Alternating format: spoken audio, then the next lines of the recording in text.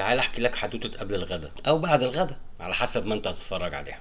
في موسم 23 الاهلي كان عنده ماتش مع صن داونز في استاد القاهرة. يوم كام؟ 4 مارس. وبعدها يوم 7 مارس لاعب المقاولين والماتش ما تأجلش. وبعدها ب3 ايام سافر على فين؟ السعودية؟ لا. الامارات؟ لا. امال راح فين؟ بريتوريا. لعب مع صن داونز يوم 11/3. ده غالبا ماتش ال5، تاني 5. انا اللي بقولها هو عادي.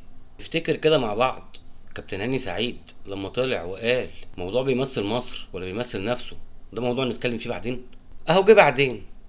وبيراميدز طلع بيمثل مصر ما بيمثلش نفسه، فمحتاج ماتش يوم 28 الجاي ده يتأجل علشان هو هيلعب 1/6 في القاهرة، مش مسافر.